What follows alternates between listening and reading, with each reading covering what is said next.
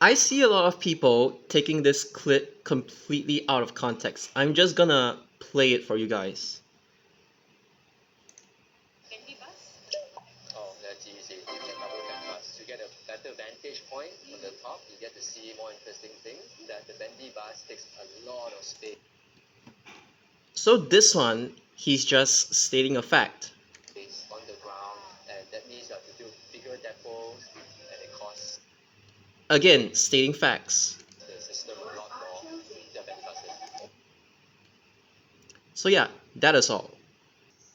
Y'all have to remember that he is just an acting transport minister. He's not even like, without this part yet, as in being promoted to a transport minister. Because, Singapore government, it's like, they either carry on with their roles or they just get rotated around every like 2 to 5 years or something along those lines. Correct me if I'm wrong, but yeah. He may not even be permanent in terms of like this transport minister role. And the whole context of this interview, it was a mothership interview. And it's more of a like quick fire interview. It's like you're not gonna write a whole thesis statement comparing, oh, what are the pros and cons of like double-decker buses or bendy buses. No, it's a quick fire, like rapid interview. Like he was just asked like a whole series of questions and he has to give a response on the spot. Like he was just being put on the spot. Like, look, the fact that he mentioned this already tells you that this is a casual interview and it's not really like a serious interview by any means. So nobody realistically is going to use this as a point as to why, oh, we should choose double deckers over bendy buses. No, this is just a very, very casual interview and he made a really casual point. And then these two, they're technically not wrong.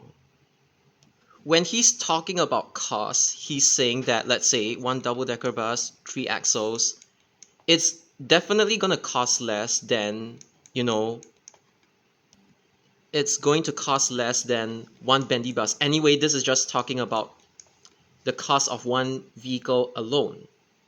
But what we're supposed to be aiming to do, just like, how Japan does it, is that because there is a bus driver shortage, one single decker bus or one double decker bus, let's say on the feeder services that don't even need to span buses, they don't even need that many double decker buses, they shouldn't even be using double decker buses in the first place.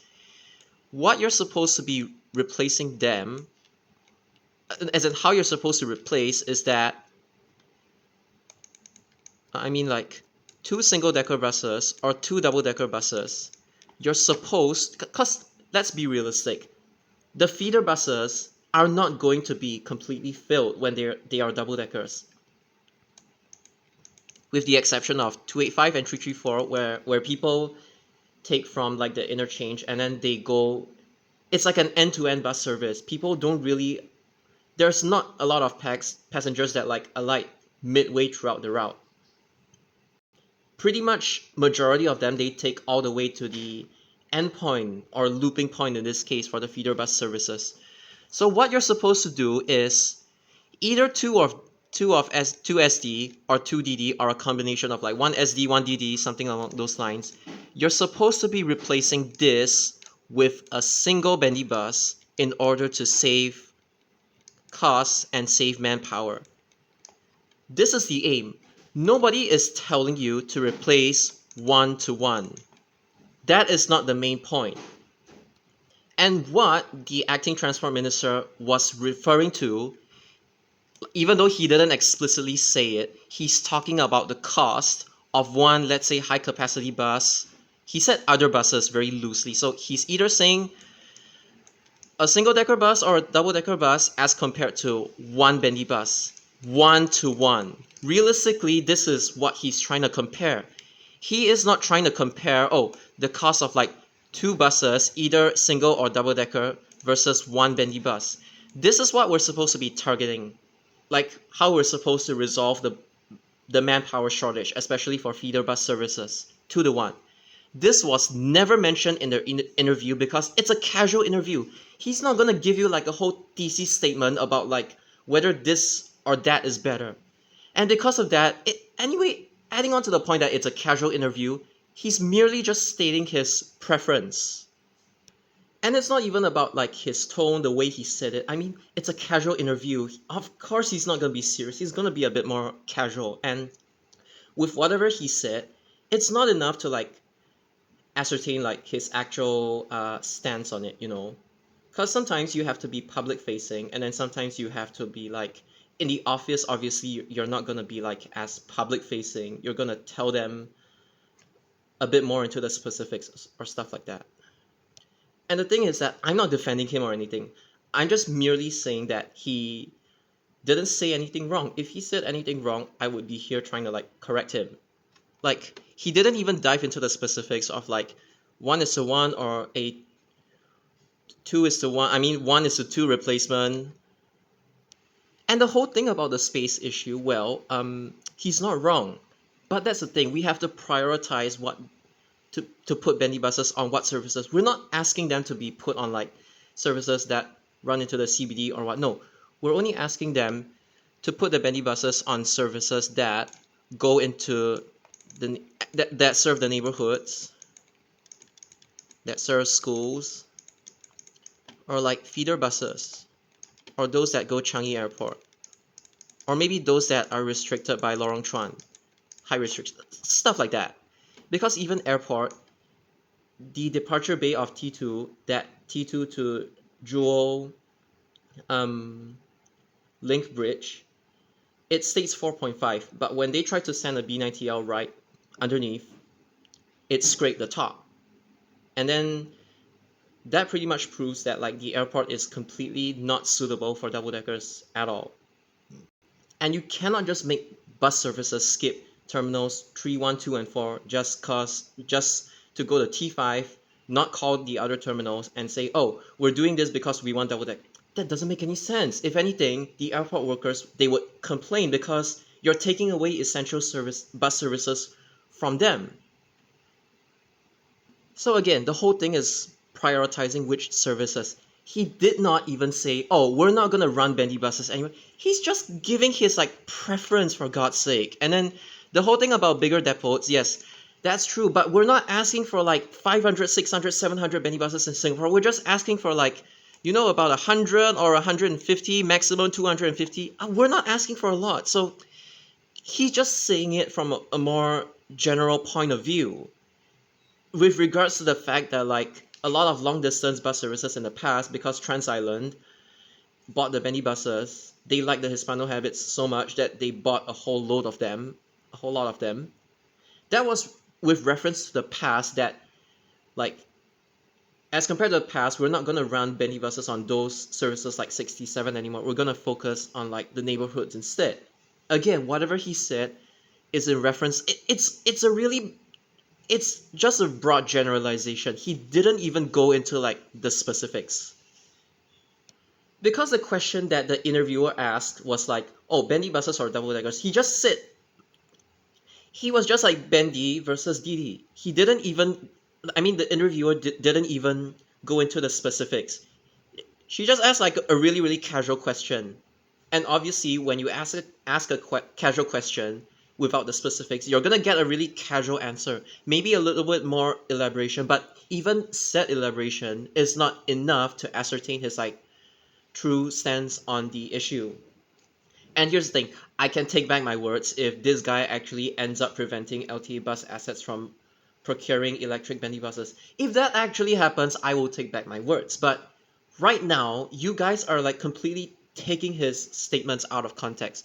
And remember, this guy is a newbie. NEWBIE. He's an acting transport minister. He's inexperienced, like just fresh.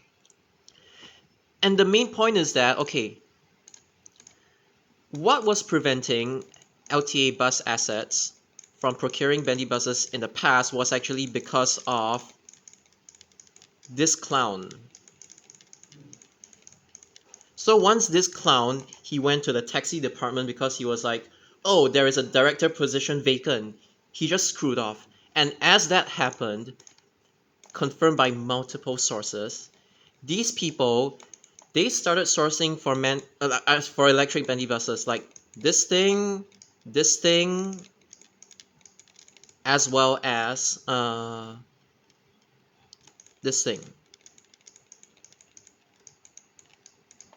And the likelihood is that we're gonna get this one. And there is even the specifics. It's not just like some, random rumor that's like coming from there, but they even stated the specifics, 4 doors.